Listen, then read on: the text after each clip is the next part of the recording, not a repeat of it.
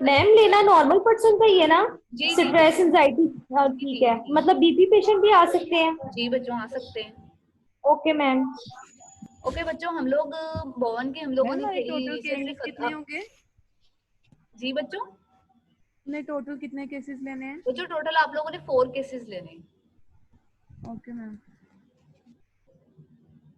अच्छा बच्चों, हम लोगों ने भवन की थ्योरी रिसेंटली खत्म की थी, जो कि actually inter generation family system पे ज्यादातर बेस कर रही थी, जिसमें एक्चुअली ज्यादातर जो उसका एम्फोसिस था वो इस बात पे था कि जो डिफरेंट प्रॉब्लम्स हैं, बेशक हमारी इमोशनल प्रॉब्लम्स हैं या आपकी और स्ट्रेसफुल सिचुएशन से रिलेटेड प्रॉब्लम्स आ जाती हैं, तो वो प्रॉब्लम जनरेशन टू जनरेशन किस तरह से मतलब माइग्रेट कर जाती हैं दूसरी जनरेशन की तरफ। यानी कि कोई भी चीज है या कोई भी आपको मसला है या किसी भी आप इमोशनल डिस्टरबेंस से गुजर रहे होते हैं, तो वो किसी एक जनरेशन की वजह से या उसी पर्सन को उसी वक्त नहीं आ रही होती, बल्कि वो जनरेशन टू जनरेशन जो है वो वेरी कर रही होती है। जनरेशन टू जनरेशन आप उससे कैरी करते हैं।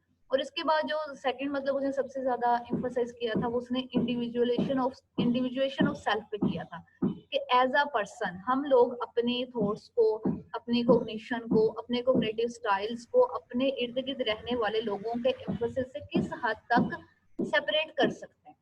ठीक है, उनका ज्यादातर मतलब सारा फोकस इस पे था।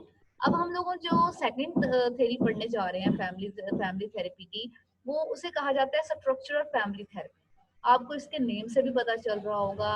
स्ट्रक्चरल फैमिली थेरेपी का बच्चों जो ज्यादातर एम्फोसिस था ना, वो था कि फैमिली का स्ट्रक्चर कैसा है, फैमिली मेंबर्स का आपस में एक दूसरे के साथ इंटरेक्शन किस किस्म का है, या फैमिली के अंदर रूल्स एंड रेगुलेशन किस किस तरह से चल रहे होते हैं, फैमिली के अंदर किस पर्सन को, किस सिबलिंग को, पेरेंट्स को, या जितने भी लोग उस फैमिली में रह रहे हैं उनको क्या क्या पोजीशंस असाइन की गई।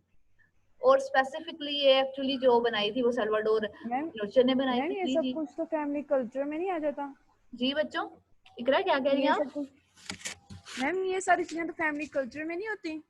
जी जी बच्चों, कल्चर एक्चुअली जब आपका स्ट्रक्चर बन जाता है, जैसे अब हम लोग पढ़ेंगे ना इसकी वन बाय वन डिफरेंट जो उसके कॉन्सेप्ट है, जिसमें सबसे पहले वो फैमिली मैपिंग या फैमिली स्ट्रक्चर के बारे में बात करता है कि फैमिली का स्ट्रक्चर यानी कि रूल्स उन्होंने अपनी फैमिली के लिए क्या बनाए हुए हैं, फिर फैमिली के सब सिस्टम्स कौन कौन से हैं। पहले आप ये चीजें बनाते हैं, उसके बाद ओबियसली यही चीजें मिलके आपका कल्चर बना देती हैं। ठीक है यस मैम। बच्चों, आवाज आ रही है क्लियर? जी यस मैम मैम आ आ रही रही है। है। ठीक है। अच्छा बच्चों, एक्चुअली जब भवन को स्टडी कर रहे थे, तो हम लोगों ने वहां पे ये देखा था कि हम लोग प्रेजेंट सिचुएशन पे ज्यादा फोकस नहीं कर रहे होते थे, बल्कि ये देखा जाता था कि अगर कोई प्रेजेंट प्रॉब्लम है या प्रेजेंट में अब आप किसी भी प्रॉब्लम को फेस कर रहे हैं फैमिली के अंदर, तो स्पेसिफिकली उसका पास्ट क्या है, या वो प्रॉब्लम जो है वो कब से अराइज होना स्टार्ट हुई है, या किस जनरेशन से वो प्रॉब्लम अब तक ट्रेवल करती हुई इस स्टेज पे आ गई है। लेकिन अगर हम अपनी स्ट्रक्चर फैमिली थेरेपी को देखें, तो सल्वाडोर ने ये कहा था कि वो प्रॉब्लम कैसे जनरेट हुई है, कब से जनरेट हुई है, उसका फोकस उस पर नहीं था, बल्कि उसका फोकस इस बात पे था कि करंटली वो फैमिली को किस किस तरह से अफेक्ट कर रही है, या फैमिली के अंदर करंटली या प्रेजेंटली वो चीज किस तरह से प्रॉब्लम्स क्रिएट कर रही है, यानी कि करंट सिचुएशन पे उसने ज्यादा फोकस किया। आज जैसा कि आप लोगों को सामने अपनी स्लाइड में नजर भी आ रहा होगा, वो अर्जेंटीना में पैदा हुआ था और साइकेट्रिस्ट में उसने न्यूयॉर्क यूनिवर्सिटी काउंसिल से कॉलेज से उसने डिग्री ली थी साइकेट्री की। और आहिस्ता आहिस्ता जब उसने वर्क स्टार्ट किया था, या स्ट्रक्चर फैमिली थेरेपी जब डेवलप हुई थी, तो उसने ये देखा था कि एक स्कूल के या कॉलेज के जो डिफरेंट बॉयज हैं, वो एक्चुअली कहीं ना कहीं जब इंडिविजुअल इंडिविजुअल थेरेपी में जाते हैं, यानी कि कोई भी थेरेपी आपकी बाकी सारी सीबीटी है, आरईबीटी है, बिहेवियर थेरेपी है, साइकोएनालिसिस है, वो सब इंडिविजुअल थेरेपी है, क्योंकि वो सिर्फ एक पर्सन के ऊपर लाई कर रही है। हाँ, उनके अंदर कुछ कॉन्सेप्ट्स या कुछ आइडियाज ऐसे हैं जहाँ पे ये कहा जाता है कि फैमिली मेंबर्स को अंदर इन्वॉल्व किया जाए, लेकिन बेसिकली उनका सारा फोकस सिर्फ और सिर्फ उस अपने क्लाइंट पे होता है या उस इंडिविजुअल पे होता है। तो वहां पे ये कहा गया था कि जो इंडिविजुअल थेरेपी है, वो बाज औकात मतलब वो यंग बच्चे थे, उनकी बहुत सी प्रॉब्लम्स को सोल्व आउट करने में आप ये कह लें बच्चों के नाकाम हो रही थी या ठीक तरह से उसको सोल्व कर नहीं पा रही थी। तो तब ये एक्चुअली सल्वाडोर ने ये फील किया कि एक्चुअली कहीं ना कहीं हमें उन बच्चों की ट्रीटमेंट के लिए उनकी फैमिलीज को इन्वॉल्व करने की भी अंदर जरूरत है, क्योंकि कहीं आप अपने घर वालों के साथ बहुत ज्यादा अटैच होते हैं, और जब वो बाहर होते हैं या बाहर रह रहे हैं, तब वो बच्चे उस प्रॉब्लम को फेस नहीं कर रहे, यानी कि उस प्रॉब्लम की रूट जो है वो आपके घर से या आपकी फैमिली से है। तो इस तरह बेसिकली उसने आहिस्ता आहिस्ता फैमिलीज के साथ काम करना स्टार्ट किया था। और फिर आहिस्ता आहिस्ता उसके डिफरेंट कोलीग जो हैं, जिसमें जे हेले है, पेलो एल्टो है, उन्होंने भी उसकी हेल्प की थी, उनकी डिफरेंट रिसर्चेस स्टार्ट हुई थी और आहिस्ता आहिस्ता कोलैबोरेटिव वे में जब ये काम किया गया था तो वो स्ट्रक्चर फैमिली थेरेपी जो है वो एक्चुअली फाइंड आउट हुई थी। हम लोग जब जे हेले को पढ़ेंगे स्ट्रक्चर फैमिली थेरेपी के बाद जो हम लोगों ने नेक्स्ट फैमिली थेरेपी पढ़नी है वो एक्चुअली जे हेले की है। इसलिए स्ट्रक्चर फैमिली थेरेपी में बेसिकली ज्यादातर जो एम्फोसाइज किया जाता है वो सल्वाडोर के कॉन्सेप्ट्स पे या उसको ही देखा जाता है, क्योंकि उसका ज्यादातर काम था या उसकी ज्यादा आप ये कह लें बच्चों के हार्ड वर्किंग रिलेट कर रही थी इन चीजों से। जब हम देख रहे होते हैं स्ट्रक्चर फैमिली थेरेपी को तो वहां पे जो डिफरेंट कॉन्सेप्ट्स हैं इनके ये डिफरेंट चीजों से रिलेट कर रहे होते हैं। तो सबसे पहले तो है कि फैमिली का स्ट्रक्चर कैसा होगा, फिर फैमिली के अंदर कौन कौन से सब सिस्टम्स हैं, फैमिली की बाउंड्री किस तरह की है और अलाइनमेंट्स और कोलिशंस कैसे कैसे बन रही हैं फैमिली के अंदर, या फैमिली इन सब चीजों के साथ मिलकर, जैसे अभी इकरा ने भी कहा था कि जब ये सारी चीजें आपस में एक दूसरे के साथ इंटीग्रेट कर रही होती हैं तो एक्चुअली वो हमारी फैमिली का एक कल्चर बना देती हैं और इन सब चीजों के आपस के इंटीग्रेशन से हमारा फैमिली कल्चर जो है वो डेवलप हो रहा होता है। क्लियर है बच्चों?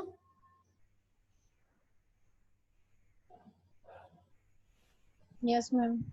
अच्छा बच्चों, अब फैमिली स्ट्रक्चर क्या होता है? फैमिली स्ट्रक्चर में अगर देखा जाए तो अकॉर्डिंग टू सल्वाडोर जब वो स्टडी कर रहा था डिफरेंट फैमिली मेंबर्स को देखा था कि तो ये कहा गया था कि फैमिली स्ट्रक्चर एक्चुअली वो रूल्स एंड रेगुलेशंस होती हैं जो कि ओवर द इयर्स, मतलब आपकी फैमिली का कोई भी रूल्स है, मतलब आप लोग अपनी फैमिली की अगर एग्जांपल लें, आपकी फैमिली के अंदर भी सब रूल्स और रेगुलेशंस हैं, वो कोई अब से नहीं बने बल्कि उनको बनने में, उनको डेवलप होने में, उन चीजों को आहिस्ता आहिस्ता अब तक अप्लाई होने में बहुत साल लगे हैं। आपके दादा अबू ने अप्लाई किया था, फिर ओबियसली उनके फादर ने अप्लाई किया होगा, आपके फादर ने अप्लाई किया है, जब आप नेक्स्ट जनरेशन को सर्व करेंगे तो आप और तरह के रूल्स एंड रेगुलेशंस को अप्लाई करेंगे।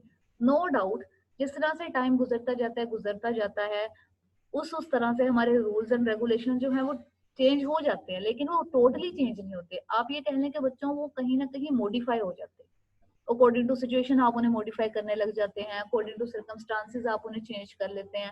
फिर जैसे जैसे नए फैमिली मेंबर्स का एक्सपीरियंस और तरह का होता है तो ऑब्वियसली वो चीजें आहिस्ता आहिस्ता चेंज हो जाती हैं। तो ये देखा जाता है कि फैमिली स्ट्रक्चर में कि फैमिली के अंदर कौन कौन से रूल्स एंड रेगुलेशन चल रही होती हैं। ऑब्वियसली फैमिली स्ट्रक्चर बहुत सी जगहों पे टेम्परेरी होता है और बहुत सी जगहों पे लॉन्ग लास्टिंग होता है।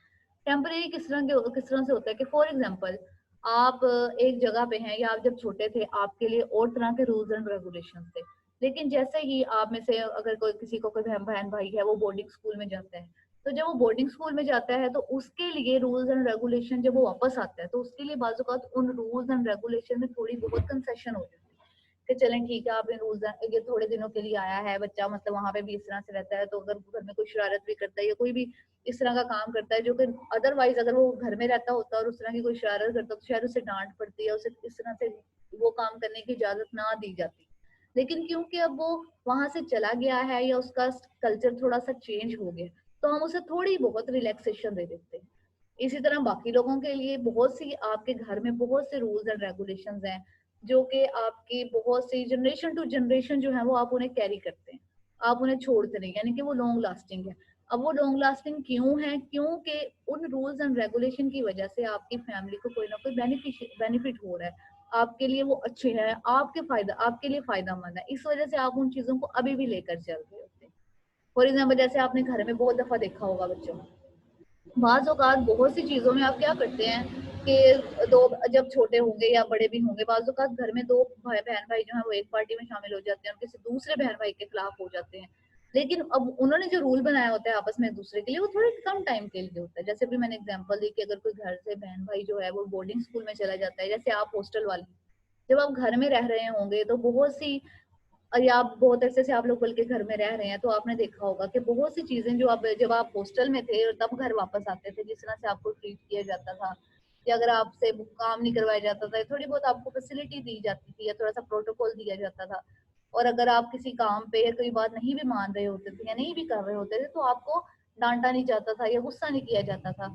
लेकिन अब जब आप घर में रह रहे हैं तो आप उस फैमिली का, आप उस स्ट्रक्चर का ही दोबारा से हिस्सा बने हैं, तो ऑब्वियसली अब आप पे दोबारा से वो रूल्स एंड रेगुलेशन जो है वो अप्लाई होने लगते हैं।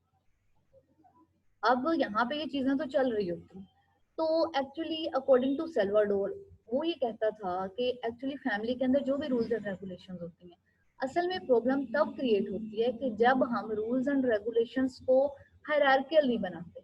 हायरार्कियल रूल्स एंड रेगुलेशंस का मतलब है कि घर में जो भी हायर पोजीशन पे होगा, जैसे हमारे पेरेंट्स होते हैं, या अगर हम अपने कल्चर की बात करें तो ग्रैंड पेरेंट्स होते हैं, तो उनकी बात मानना या उनका कोई भी ऑर्डर है वो आप सब फैमिली मेंबर्स के लिए आप ये कह लें कि कंपलसरी है कि आपने उन बातों को जरूर मानना है, आप उनको डिनाई नहीं कर सकते, आप उनको इनकार नहीं कर सकते। इसी तरह जो बड़े बहन भाई हैं, अगर आप हायरार्कियल रिग्रेशन में या हायरार्कियल फैमिली स्ट्रक्चर की तरफ जाएंगे तो जैसे बड़े बहन भाई होते हैं उनकी रिस्पॉन्सिबिलिटी छोटे बहन भाइयों से थोड़ी ज्यादा होती है। इसी तरह जो छोटे बहन भाई होते हैं उनकी रिस्पॉन्सिबिलिटीज थोड़ी कम होती हैं, वो थोड़े से उन्हें फ्री हैंड दिया जाता है। लेकिन अगर फैमिली स्ट्रक्चर में इस तरह से होने लग जाए कि जो सबसे छोटा बहन भाई है या दरमियान वाले इस तरह से उनकी रूल्स एंड रेगुलेशन या उनकी रिस्पॉन्सिबिलिटीज को बढ़ा दिया जाए और बड़ों की रिस्पॉन्सिबिलिटीज को कम कर दिया जाए, फिर इससे क्या होगा, फैमिली डिसफंक्शनिंग होना स्टार्ट होगी। क्योंकि ऑब्वियसली जिसके पास ज्यादा रिस्पॉन्सिबिलिटी होगी उसके पास एक्सपीरियंस ज्यादा होगा, उसके पास कॉन्फ्लिक्ट्स को रिजोल्व करने का एक्सपीरियंस ज्यादा होगा, चीजों के बारे में उसे ज्यादा पता होगा। तो इवन जब आप कोई घर में डिसीजन कर ले रहे होते हैं, कोई बात कर रहे होते हैं, आपस में एक दूसरे के लिए कुछ करना चाह रहे होते हैं, तो वहां पे भी ऑटोमेटिकली उस पर्सन को ही ज्यादा इंपॉर्टेंस दी जाएगी जिसके पास रिस्पॉन्सिबिलिटीज ज्यादा है। क्योंकि वो ज्यादा रिस्पॉन्सिबल है, वो चीजों को ज्यादा अच्छे वे में लेकर चलता है, तो इसीलिए घर वाले कहीं ना कहीं उसे फिर ज्यादा आगे रखते हैं। और ऑब्वियसली अगर वो घर में कोई छोटा बच्चा होगा या छोटा बहन भाई होगा तो बड़े बहन भाई जो है उससे जेलस होने लगते हैं कि उसको ज्यादा प्रोटोकॉल दिया जा रहा है या मुझे उस तरह से नहीं समझा जा रहा है। तो इस तरह बच्चों डिफरेंट चीजें चलती रहती हैं। तो इसीलिए अगर आप एक अच्छे फैमिली स्ट्रक्चर को लेकर चल रहे हैं, चलना चाहते हैं अकॉर्डिंग टू सेल्वाडोर, तो आपको आपस में एक हायरार्कियल स्ट्रक्चर बनाना चाहिए। यानी कि जो हायर पोजीशन पे है ऑब्वियसली उसके रूल्स, उसके ऑर्डर जो है वो ज्यादा इफेक्टिव वे में चलेंगे। फिर इसी तरह जो उसके बाद है उसको कुछ कम रिस्पॉन्सिबिलिटीज दी जाएंगी, जो सबसे उसके बाद है उसको थोड़ी कम रिस्पॉन्सिबिलिटीज दी जाएंगी। जैसे आपको पता होगा घर में जो छोटा बहन भाई होता है वो बेचारा तो या तो दरवाजा खोलने के लिए काम आता है, आप फौरन से दौड़ाते हैं उसे कि फौरन से वो गेट खोल के आते हैं। और जब मोबाइल फोन्स नहीं थे, दूसरा पीटीसीएल वाला फोन सिस्टम होता था, तो तब उसे कहा जाता था कि वो जाके फौरन से फोन सुन के, तो बेचारा इन दो बातों से बहुत तंग था। और एक बात होती है जी, उसको पानी लाने के लिए बड़े बहन भाई बार बार भेज रहे होते हैं, बहनें तो नहीं भेजती इतना मुझे लगता है, जो भाई होते हैं वो ज्यादातर इस तरह के काम उन्हें दे। अच्छा बच्चों, ये तो था फैमिली स्ट्रक्चर। फैमिली स्ट्रक्चर के बाद जो second concept according to Salvador, मतलब अपनी फैमिली थेरेपी में वो देता है, वो है फैमिली सब सिस्टम। यानी कि एक फैमिली है, एक फैमिली इटसेल्फ एक सिस्टम है। अब डिफरेंट फैमिलीज में या आपके घरों के अंदर एक सब सिस्टम होता है। सब सिस्टम इन द सेंस के जो हमारे पेरेंट्स हैं वो एक अलग सब सिस्टम है, फिर आप सिबलिंग्स हैं, आपका एक अलग सब सिस्टम है। आप अगर बड़े बहन भाई की आपस में, मतलब बड़ी दो बहनों की आपस में दोस्ती है तो उनका एक अलग सिस्टम बन जाएगा। छोटे बहन भाइयों के अपने हॉबीज हैं, वो चीजों को अपनी तरह से देख कर चल रहे होते हैं, फिर उनकी अपनी इंटरेस्ट है तो उनका एक अलग सब सिस्टम हो जाएगा। अब अकॉर्डिंग टू सेल्वाडोर के बाज़ औकात, मतलब बहुत से घरों में जैसे एक मैरिटल सब सिस्टम है। मैरिटल सब सिस्टम मीन्स कि जिसमें हस्बैंड और वाइफ आ जाते हैं, वो आपस में एक दूसरे के साथ अपनी शेयर करते हैं, जो भी उनकी नीड्स हैं वो शेयर करते हैं, प्रॉब्लम शेयर करते हैं, एक दूसरे के डिसीजन मेकिंग में हेल्प कर रहे होते हैं। फिर इसी तरह हमारा पेरेंट चाइल्ड सब सिस्टम है कि पेरेंट्स का अपने बच्चों के साथ किस किस तरह का रिलेशनशिप है। तो इस तरह एक कोऑपरेटिंग सब सिस्टम बना देते हैं हम लोग कि आपस में एक दूसरे के साथ जब भी आप इंटरेक्ट कर रहे हो, जब भी आप कोई बात कर रहे हो, आप किसी डिसीजन में, अगर आप कोई डिसीजन लेना चाह रहे हैं, आप कोई काम करना चाह रहे हैं, इसके साथ साथ आप किसी, फॉर एग्जाम्पल जब आपने एडमिशन भी लिया होगा तब आपने अपनी मर्जी से तो एडमिशन नहीं ना ले लिया होगा। आपने अपने बड़े बहन, अगर आपके घर में बड़े बहन भाई हैं, उनसे पूछा होगा, पेरेंट्स की इजाजत ली होगी, उन्हें कॉन्फिडेंस में लिया होगा। क्योंकि जब तक हम लोग सब लोगों को एक साथ लेकर नहीं चल पाते, हमारा फैमिली सब सिस्टम जो है बच्चों, वो ठीक तरह से वर्क कर ही नहीं पाता। कहीं ना कहीं अगर आपका कोई ना कोई लूप होल रह जाएगा तो इट मीन्स वो सारा family system Aahista Aahista dysfunctioning की तरफ चला जाता है। फिर इसी तरह जैसे अभी मैंने एग्जांपल दिए, सिबलिंग्स का सब सिस्टम होता है कि सिबलिंग्स आपस में एक दूसरे के साथ किस किस तरह से इंटरेक्ट करते हैं, अपने प्रॉब्लम्स किस किस के तरह से किस किस के साथ इफेक्टिवली या फ्रीली शेयर कर लेते हैं, और कौन उनके प्रॉब्लम्स को ज्यादा इफेक्टिव वे में सोल्व आउट कर सकते हैं।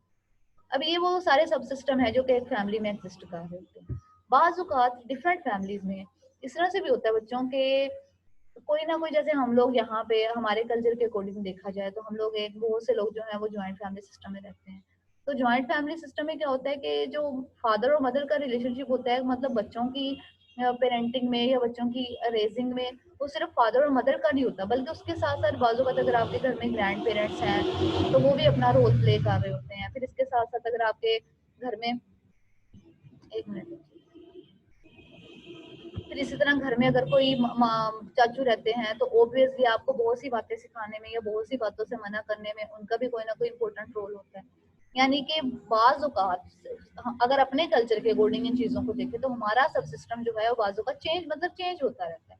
इस सब सिस्टम में बहुत से लोग पार्टिसिपेट कर सकते हैं, बहुत से लोग इन चीजों को लेकर चल सकते हैं। तो अब ये सब सिस्टम तो बन गया। अब सब सिस्टम के साथ साथ ये सब सिस्टम हमें क्या सिखाता है? ये सब सिस्टम एक्चुअली हमें सिखाता है कि किस पॉइंट पे या किस प्रॉब्लम को आपने किस पर्सन के साथ किस वे या किस हद तक डिस्कस करना है। कौन सी प्रॉब्लम है जो कि आप सिर्फ अपने बहन भाइयों तक डिस्कस कर सकते हैं और आपको लगता है कि ये चीजें सिर्फ उनसे डिस्कस करने से आपकी सोल्व आउट हो सकती हैं। यानी कि फैमिली सब, यानी कि आपका सिबलिंग का सब सिस्टम इतना ज्यादा पावरफुल है या इतना ज्यादा इफेक्टिव है कि वो आपकी बातों को समझ भी रहे हैं, आपकी प्रॉब्लम्स को देख रहे हैं, बल्कि उन प्रॉब्लम्स को सोल्व आउट करने में आपकी हेल्प भी कर रहे हैं किसी ना किसी तरह से। फिर उसके बाद बाजू का आपकी बहुत सी ऐसी प्रॉब्लम्स होती हैं या बहुत से ऐसे काम होते हैं या बहुत से आपके डिसीजन ऐसे होते हैं जिसमें सिर्फ सिबलिंग्स नहीं आपकी हेल्प कर सकते, बल्कि वहां पे आपको अपने पेरेंट्स की हेल्प चाहिए होती है। तो आप फिर ये सोचते हैं कि अब पहले आपको किस पेरेंट के पास जाना पड़ेगा, मदर के पास जाना पड़ेगा या फादर के पास जाना पड़ेगा। तो कहीं ना कहीं आप क्या करते हैं, पहले जो बड़ी बहन को बता देते हैं, जो बड़ी बहन है वो चले मामा को बता देंगी, मामा जो है बहन है बाबा को बता देंगी। यानी कि चीजें आप एक आहिस्ता आहिस्ता एक हायरार्कियल तरीके से लेकर चल रहे हैं। अब यहाँ पे भी क्या होता है कि अगर इस सब सिस्टम में कहीं पे भी कोई भी चीज जो है वो इफेक्टिव वे में नहीं चल रही है, या आप ये कह रहे हैं कि कहीं पे भी ये सब सिस्टम कहीं पे वीक हो जाता है, तो वहीं पे हमारी फैमिली डिसफंक्शनिंग स्टार्ट होती है। यानी कि ओब्वियसली अगर पेरेंट्स जो हैं वो अपना काम ठीक तरह से नहीं कर रहे, जो उनकी रिस्पॉन्सिबिलिटीज हैं या उनका सब सिस्टम ठीक तरह से वर्क नहीं कर पा रहा है, तो ओब्वियसली आपकी सारे सिस्टम पे या सारी फैमिली पे उसका इफेक्ट होता है।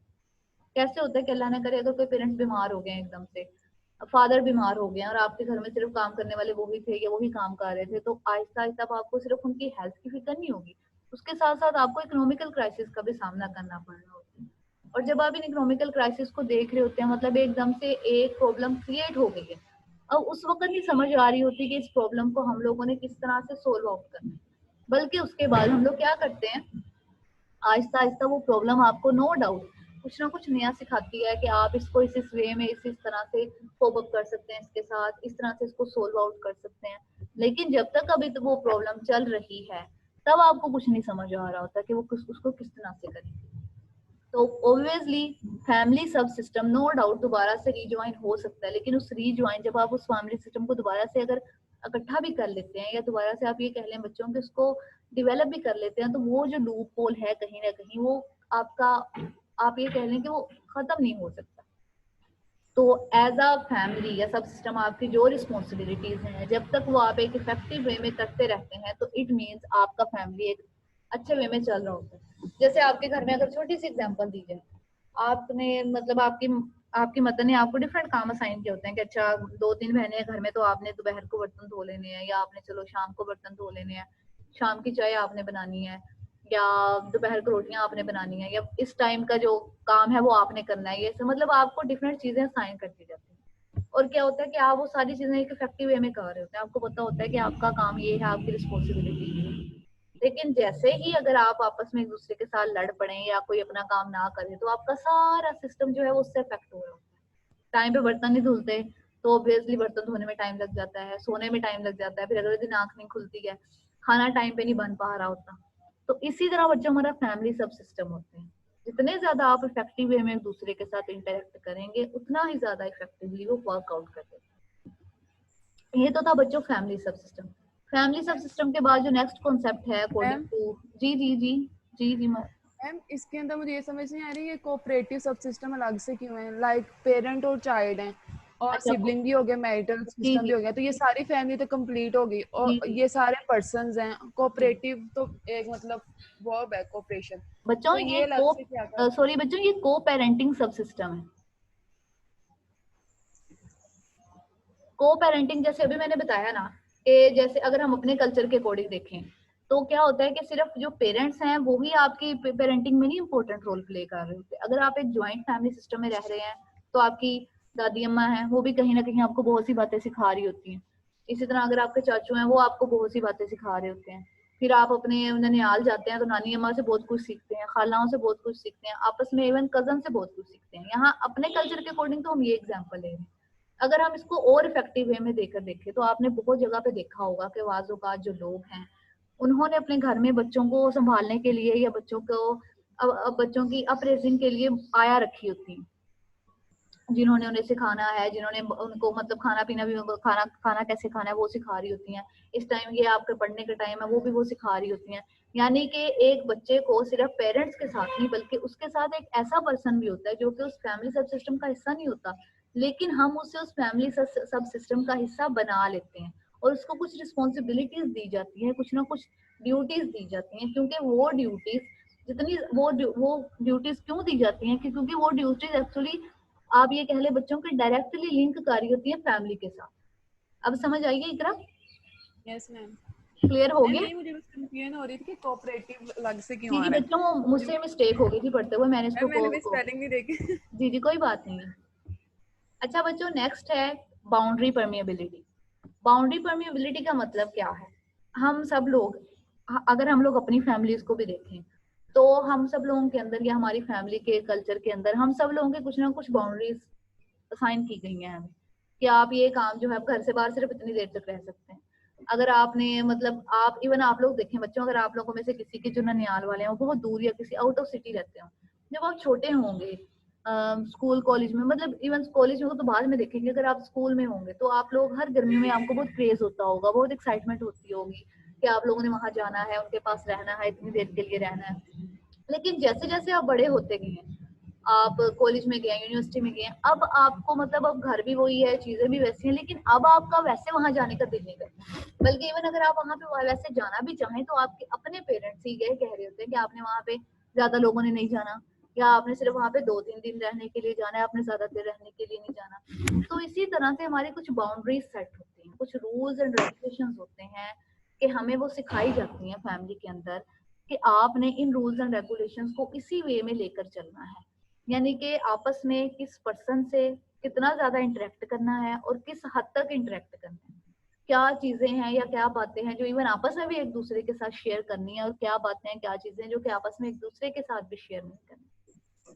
अब इसी तरह जो हमारी बाउंड्रीज होती हैं वो एक्चुअली हमें ये बता रही होती हैं, जो हमारे जब इंटरेक्शन देखते हैं अगर हम फैमिली के अंदर, तो एक्चुअली बाउंड्रीज ये सेट कर रही होती हैं। बाउंड्रीज जितनी ज्यादा फ्लेक्सिबल होंगी, आप आपस में लोगों का मतलब आपके फैमिली मेंबर्स का इंटरेक्शन उतना ही ज्यादा अच्छा होगा या उतना ही ज्यादा फ्रीली होगा। अब इसी तरह से जो बाउंड्रीज होती हैं, अगर हम लोग डिफरेंट फैमिली मेंबर्स को लेकर चलें या फैमिली को लेकर देखें तो ये देखा जाता है कि जो एक हाईली परमिएबल बाउंड्री, परमिएबल का मतलब क्या होता है बच्चों?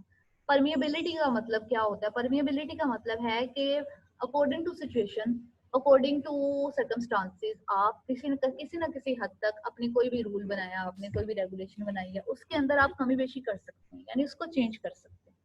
अगर आप लोगों ने पढ़ी हो बच्चों, बायो पढ़ी होगी 9th-10th में, तो आप लोग वहाँ पे सेल का स्ट्रक्चर पढ़ते हैं, बल्कि वो सेल का स्ट्रक्चर तो आप 6-7 में भी पढ़ रहे होते हैं ना, प्लांट सेल का स्ट्रक्चर और cell wall, cell membrane.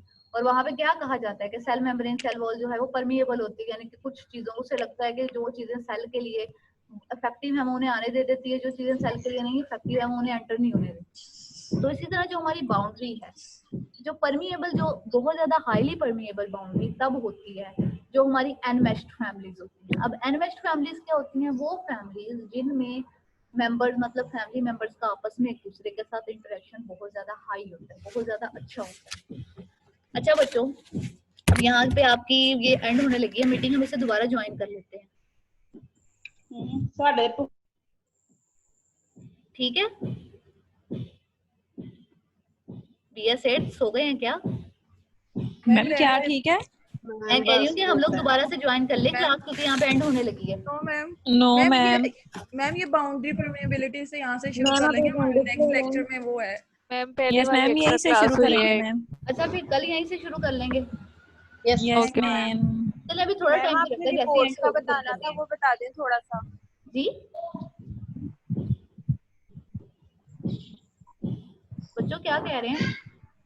Ma'am आप आयशा मैम ने का बता यहीं दिया पे है। रहने दें। बता दें। चलें जी ठीक है, यहीं पे रहने देती हूँ। रिपोर्ट्स का मैं ये कह रही हूँ बच्चों के नेक्स्ट फ्राइडे को आप लोगों ने अपनी एक एक रिपोर्ट सबमिट करवानी है, ठीक है? नेक्स्ट फ्राइडे मैम, ये जो आ रहा है या इससे नहीं आगे वाला? नेक्स्ट फ्राइडे, ये तो कमिंग फ्राइडे है ना, नेक्स्ट फ्राइडे।